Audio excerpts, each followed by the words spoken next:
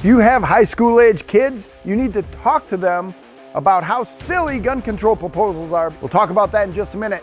First, we have a gun giveaway going on. It's happening right now. It is absolutely free, but it ends really soon. So click the link to find out which brand new gun you could win. And it's time we get something in our Oregon legislation that addresses gun violence head on, like Measure 114. So recently in the news, a bunch of students from a high school in Oregon walked out of classes because they were showing support for the Oregon ballot Measure 114. This is what a yes vote on Measure 114 would mean. It would require permits issued by police to buy a gun, heighten background checks, training, and photo ID alongside banning magazines that would hold more than 10 rounds of ammunition. This is just yet another gun control law that attempts to restrict the amount of ammunition you can have in a magazine and require background checks on all gun purchases, not just those made at federally licensed firearms dealers and things like that. But the point of this is that high school students are getting involved, and they should. Young people should be politically involved. I'm not opposed to that at all, but I want them to be informed.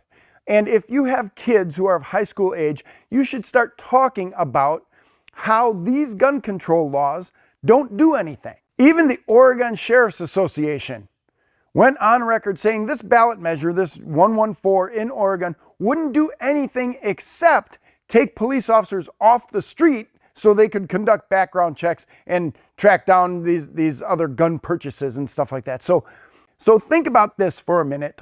If gun control laws actually reduced violence or stopped crime, the places with the strictest gun control laws would have less crime and less violence. That's typically not true. Violence is not caused by firearms.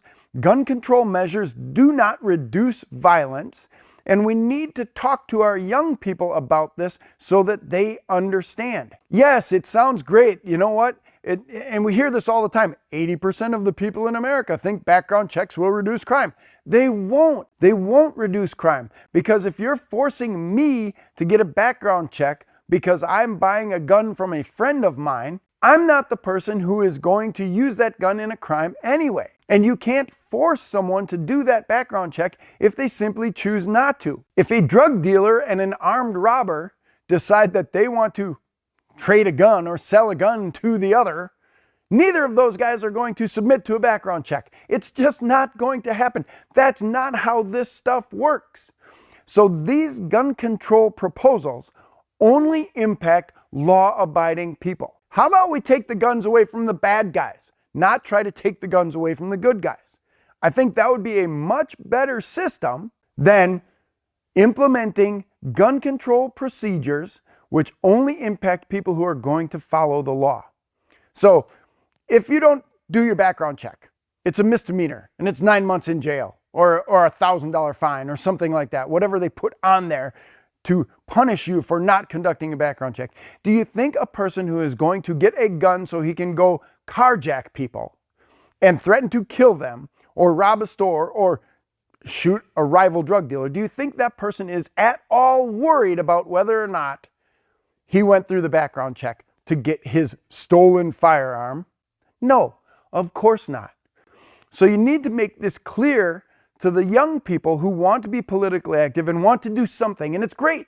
They want to help. I understand that. They want to help. But the things they're supporting are not helping. And walking out of class saying, I'm not going to school, well, you know what? That's just young people wanting to be defiant and not wanting to go to school. If they really wanted to help, they would push for gun safety classes at their school.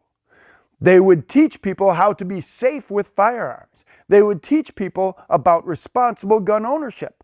That's how we help reduce crime and violence. Do you carry with a round in the chamber? Because if you don't, you need to watch this video right next to me, because it's dangerous not to, and I'll explain why. Yes, you should carry with one in the chamber.